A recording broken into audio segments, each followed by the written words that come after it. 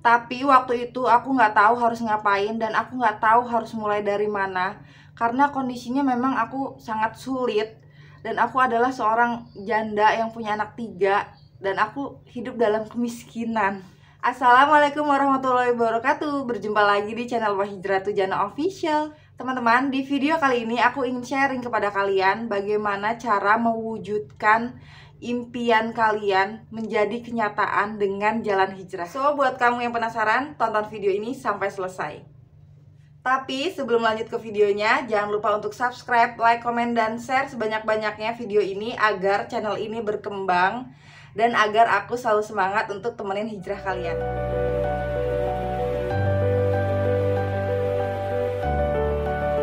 Jadi di video ini itu aku mau sharing ke kalian bagaimana caranya aku bisa mewujudkan impian aku jadi kenyataan lewat jalan hijrah.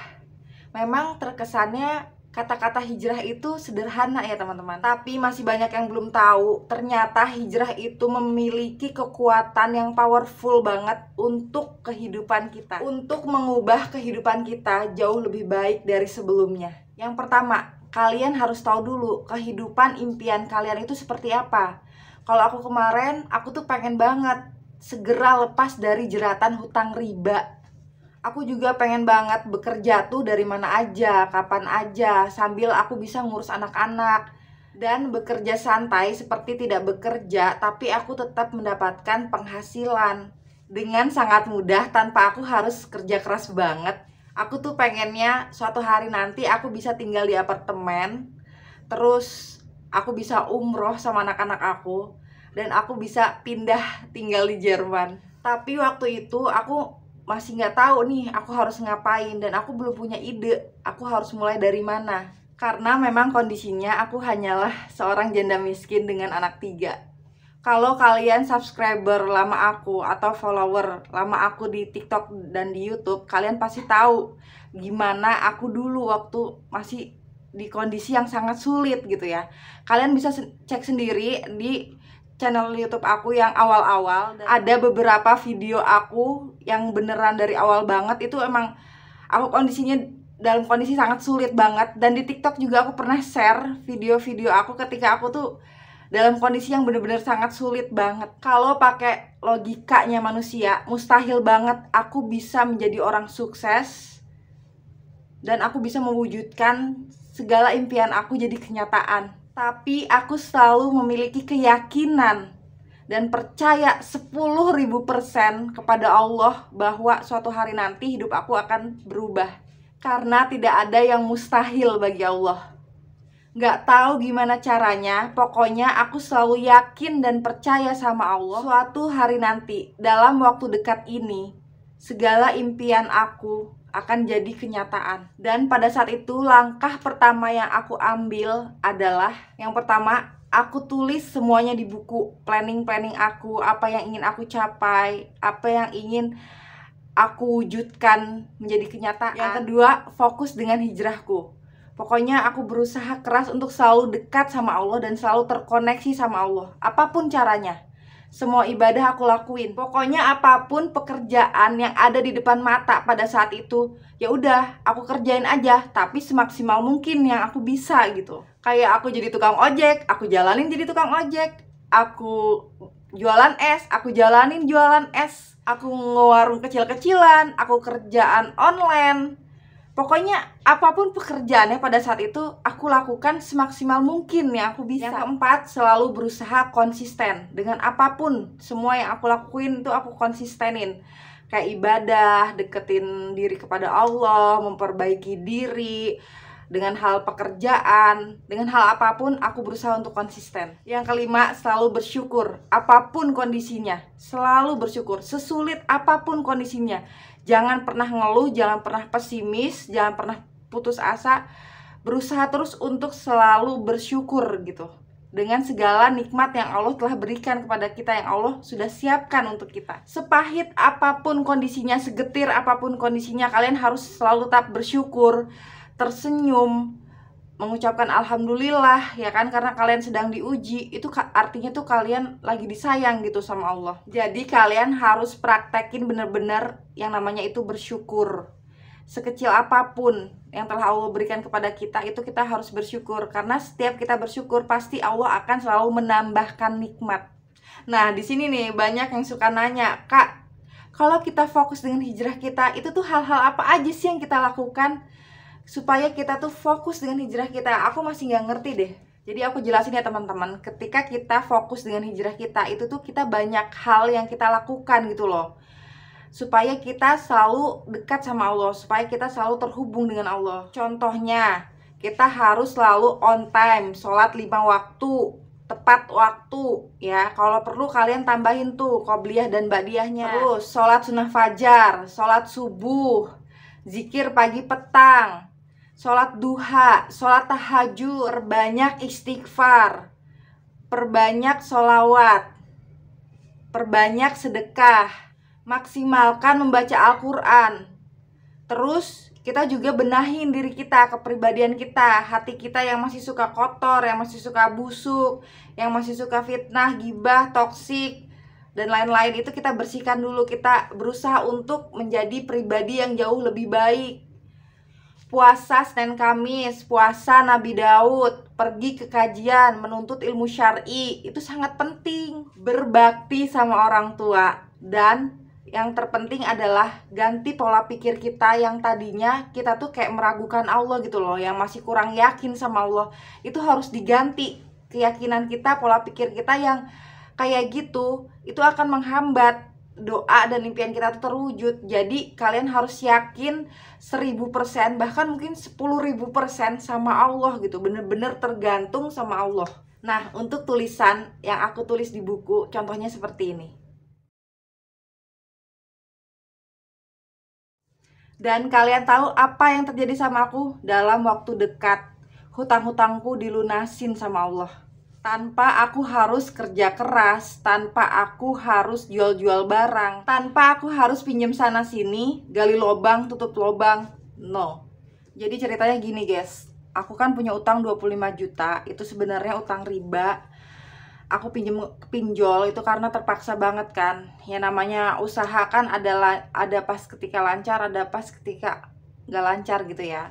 Nah, pada kondisi tahun lalu itu kan memang hujan terus kan. Jadi aku tuh nggak bisa jualan es. Otomatis bener-bener aku tuh stuck gitu, nggak bisa jualan. Terus juga makan dari mana aku nggak tahu ya kan.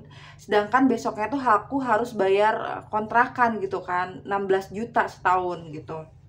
Dan aku juga memiliki kan kebutuhan sehari-hari gitu kan.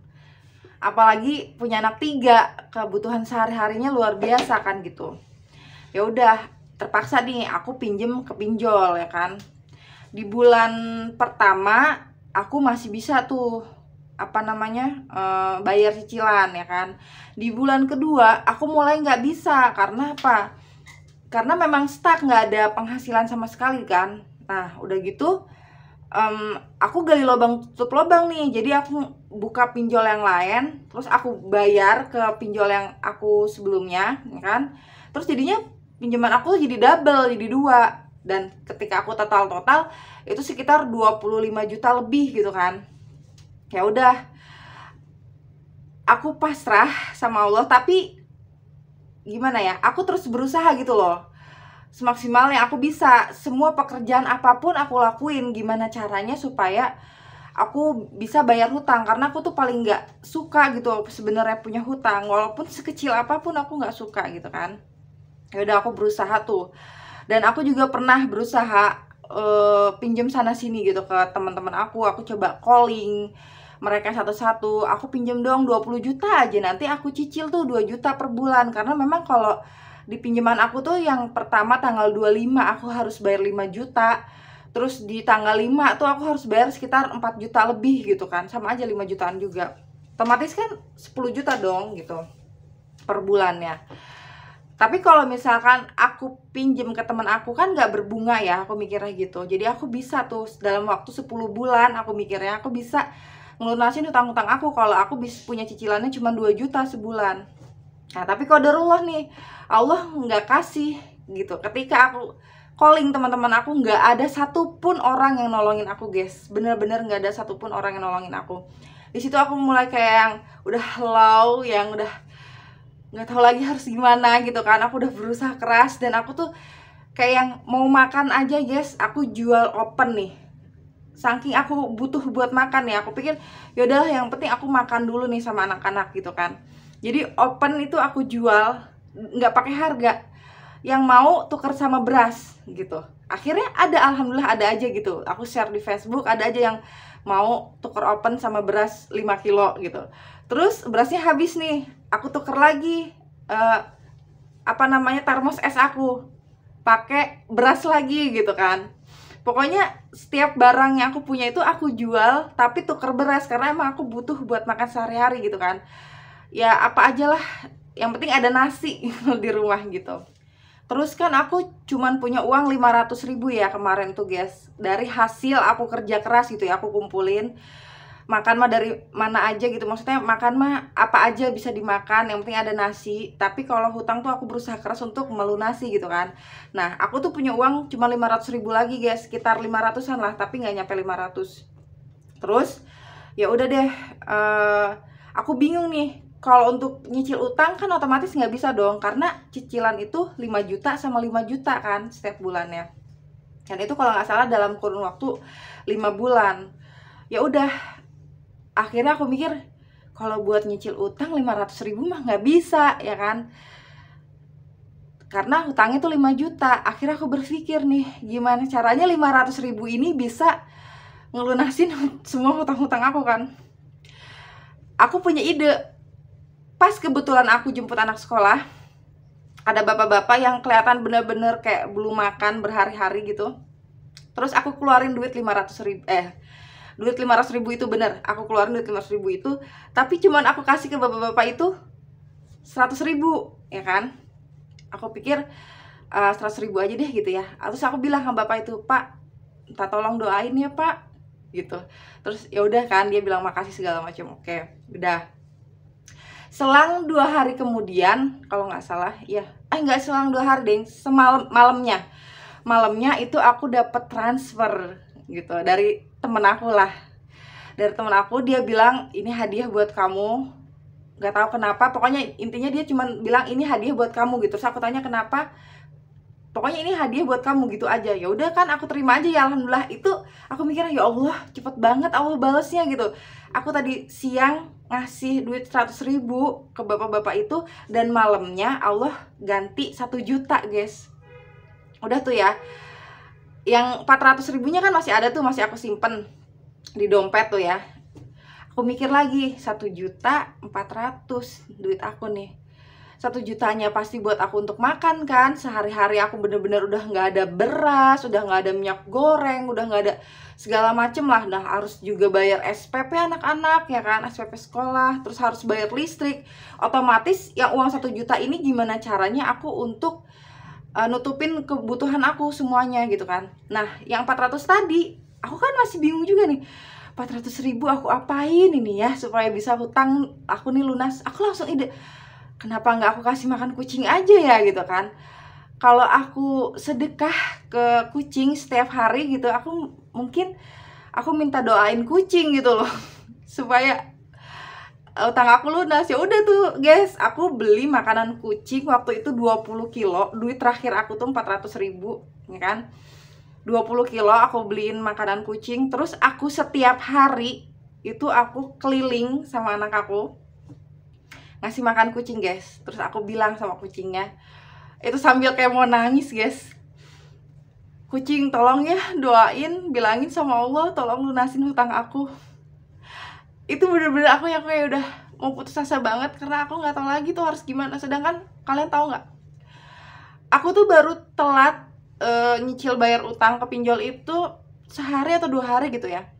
Sehari itu telepon dari debt collector itu bisa ratusan nomor ganti-ganti ke handphone aku guys. Tapi nggak aku angkat nomornya, karena apa? Karena ya aku males gitu ya ngangkat nomor dari debt collector itu.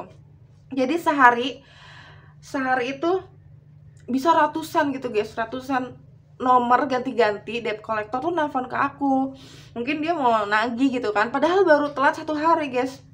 Dan aku tuh langsung didenda 300.000. Jadi yang tadinya cicilan aku cuma 5.100.000 gitu, jadi 5.400.000 tuh guys ya.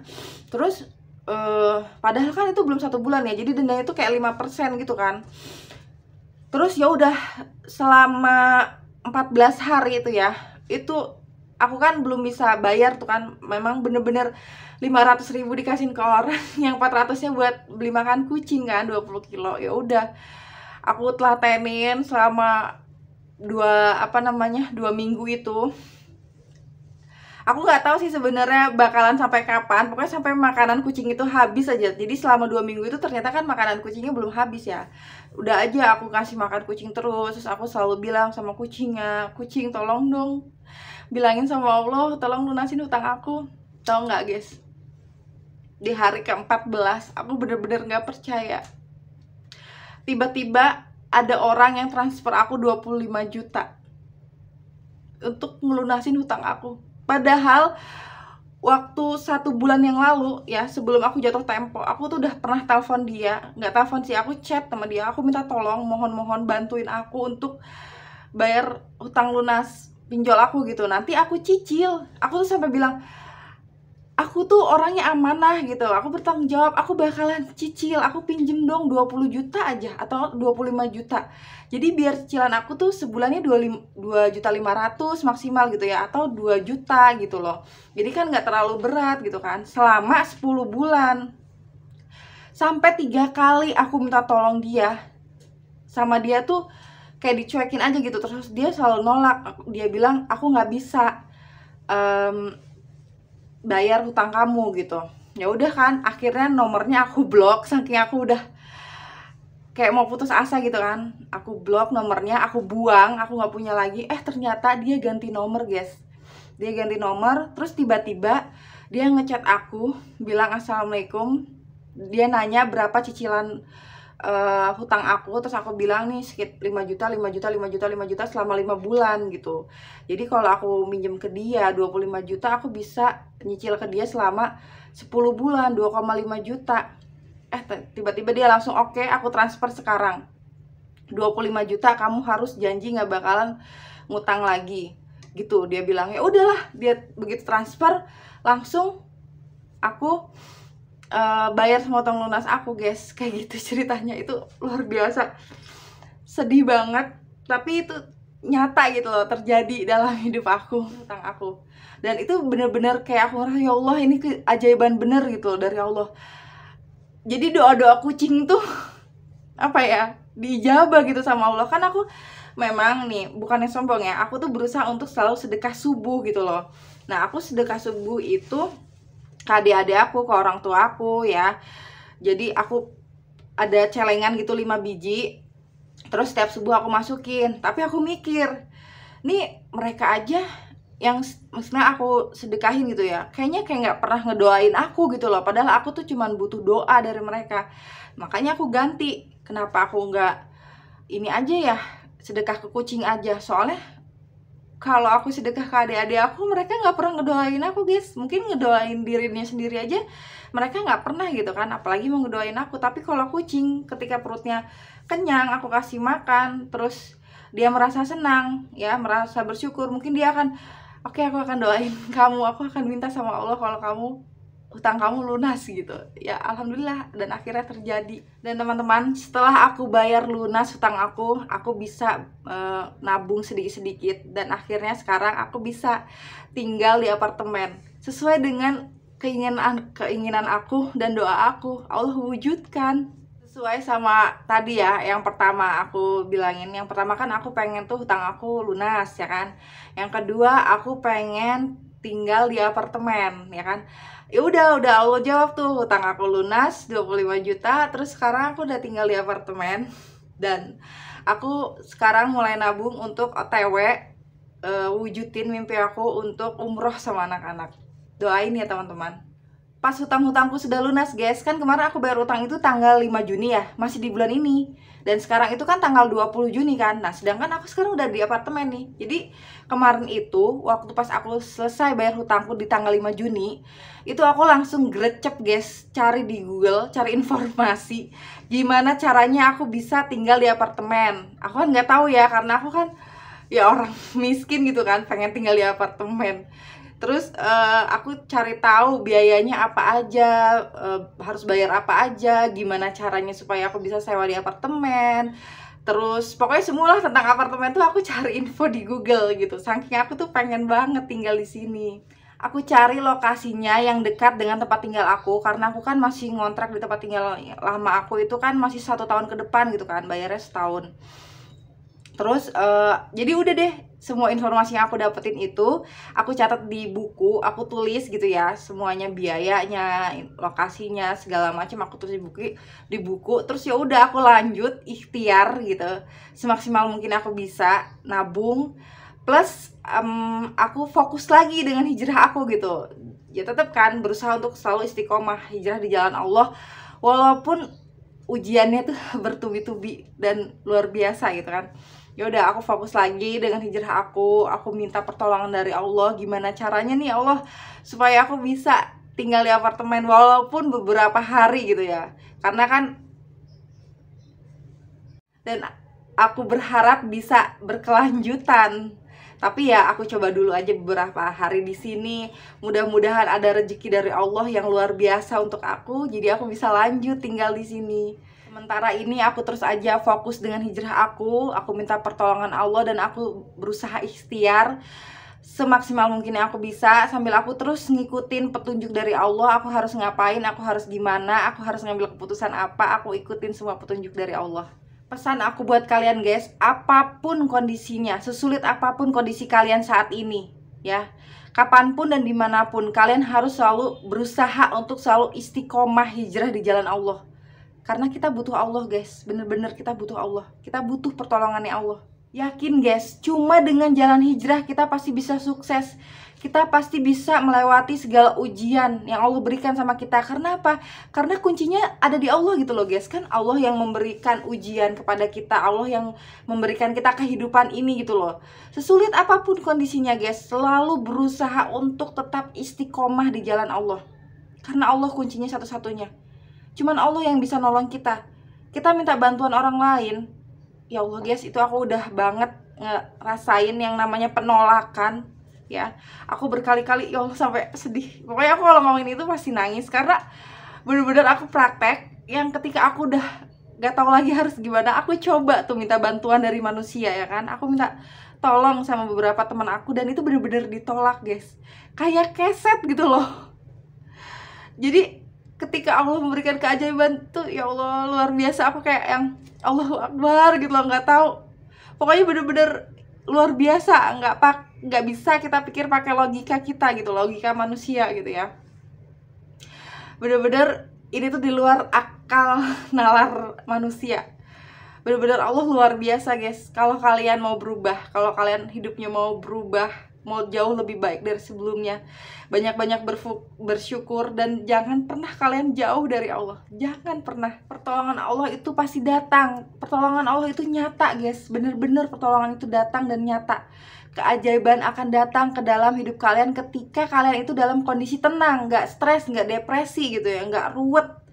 Kalian harus berusaha untuk ikhtiar, tapi dalam keadaan tenang, santai. Jangan dipikirin, jangan fokus sama masalah kalian, tapi fokuslah untuk berhijrah. Dekatkan diri kalian sama Allah, serahkan diri kalian, ya kan, selalu terhubung gitu sama Allah. Apapun kondisinya, selalu terhubung sama Allah. Perbanyak sedekah, perbanyak istighfar. Guys, kalau kalian sedekah gitu ya, kayak aku gitu. Jadi aku tuh sering banget loh guys, sedekah ekstrim. Bener-bener yang kayak di dompet aku cuma ada 50.000, ya udah 50.000 aku kasihin. Kayak di dompet cuma ada 100.000, ya udah 100.000 aku kasihin gitu. Kayak yang tadi tuh 500.000 ya kan, 100.000-nya kasihin orang, 400.000-nya buat makan kucing. Sampai temen aku, adik aku, keluarga aku tuh sampai ngomong, kamu gila ya, kamu duit 400.000 bisa buat makan seminggu gitu kan, malah kamu kasih makan kucing. Ya aku bener-bener kayak gini loh guys konsepnya.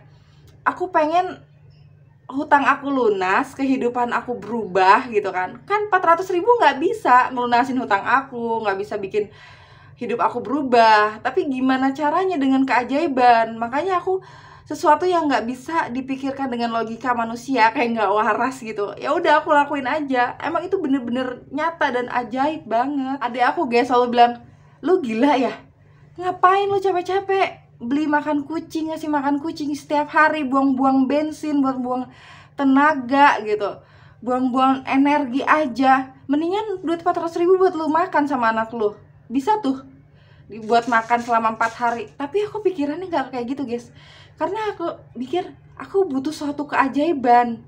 Jadi aku harus melakukan sesuatu yang bikin Allah takjub sama aku, karena aku butuh keajaiban yang luar biasa gitu loh. Nggak bisa aku tuker 400.000 untuk nyicil hutang aku yang 5 juta, atau ngelunasin hutang aku 25 juta, atau merubah kehidupan aku menjadi seperti ini tuh nggak bisa kan. Tapi Allah bisa. Jadi gimana caranya aku mau melakukan sesuatu yang bikin takjub Allah dengan ikhtiar seperti itu. Mungkin kalian bisa coba. Dan kalian tahu apa guys, setelah aku mendapatkan keajaiban itu ya kan, aku kan selalu cerita gitu sama keluarga aku, sama ibu aku, sama adik-adik aku. So aku bilang, nih loh, nih hasilnya. Kalian lihat sendiri kan, kalian bisa jadi saksi hidup gitu loh. Kemarin kan aku selama 2 minggu aku kayak orang gila kata kalian, ngasih makan kucing, buang-buang duit, buang-buang tenaga, energi, bensin ya kan. Coba lihat kalian hasilnya. Aku ada yang transfer kan 25 juta, walaupun aku cuman kenal orangnya tuh apa ya, cuman kenal-kenal gitu doang, maksudnya nggak pernah chatting, nggak pernah telepon, nggak pernah apapun, cuman kenal gitu loh, sekedar kenal aja. Mungkin say hi kabar gitu kadang-kadang, tapi nggak pernah juga sih. Tiba-tiba aku minta tolong dia sekali, 2 kali, 3 kali ditolak, ya udah. Karena aku manusia ya, aku kan sakit hati juga dong. Aku blok nomornya dari WA, aku buang nomornya, aku hapus, aku lupain udah ya. Istilah ya udahlah, lu kalau gue susah nggak mau bantu, nggak usah jadi temen gue gitu kan. Ya udah. Akhirnya tiba-tiba ya, namanya keajaiban dari Allah kan kita nggak tahu ya. Allah ternyata ngebolak-balik hati dan pikirannya dia untuk ngebantu aku kan gitu, tanpa syarat apapun, tanpa aku harus nyicil ke dia, tanpa aku harus balikin uangnya 25 juta, no. Dia kirim dengan cuma-cuma, dan aku juga bingung kenapa dia mau ngirim uang sebanyak itu gitu kan. Kayak bener-bener rezeki jatuh dari langit. Ya itu karena keajaiban dari Allah kayak gitu guys. Dan kalian tahu nggak, ketika aku cerita sama adik-adik aku, sama ibu aku, mereka tuh kayak, iya sih bener, memang saksi nyata, memang itu semua terjadi sama aku. Setiap keajaiban tuh aku ceritain sama mereka, biar mereka tuh termotivasi gitu loh. Karena kan aku nggak bisa juga ya ngajak mereka, ayo hijrah, ayo hijrah. Merekanya nggak mau hijrah, ya udah ya kan. Walaupun aku mempraktekkan hijrah aku dengan benar gitu loh, supaya keajaiban datang ke dalam hidup aku, tapi mereka kayak, mereka percaya, mereka jadi saksi, cuman mereka tuh malas gitu, malas melakukan hijrah, malas dekat dengan sama Allah. Ya udah terserah mereka gitu kan, yang susah-susah hidup mereka. Jadi aku mau guys ke kalian semua, aku mau pesan ke kalian semua, kalian percaya sama aku, bener, kalian saksi hidupnya. Kalian lihat sendiri kan gimana aku nangis nyeritain ini ke kalian, karena bener-bener ini terjadi dalam hidup aku. Dan aku tuh berkali-kali apa ya, mendapatkan keajaiban di kondisi sulit gitu, bener-bener kondisi tersulit dalam hidup aku. Dan ketika aku mendapatkan keajaiban itu kayak yang bener-bener nggak di luar akal nalar manusia. Tapi di sini aku juga harus ngasih tahu ke kalian, pada saat kalian ingin mewujudkan impian dan doa kalian, itu jalannya nggak semulus itu ya guys. Jalannya bener-bener ada ujian yang mungkin luar biasa. Pasti kalian diuji dengan ujian yang luar biasa sama Allah gitu. Tapi kalian harus tetap fokus dengan hijrah kalian dan selalu berusaha untuk istiqomah di jalan Allah, yang menjadi orang baik, yang dekat dengan Allah, apapun kondisinya, sesulit apapun kondisinya. Karena seberat apapun ujian yang Allah kasih untuk kita guys, selama kita dekat dengan Allah, selama kita berfokus terus berhijrah di jalan Allah, dan kita dekat dengan Allah dan selalu terkoneksi gitu sama Allah, insya Allah guys, seberat apapun kondisinya, masalahnya, ujian yang kalian sedang hadapi saat ini, kalian akan bisa melewatinya dengan mudah, dengan sangat mudah.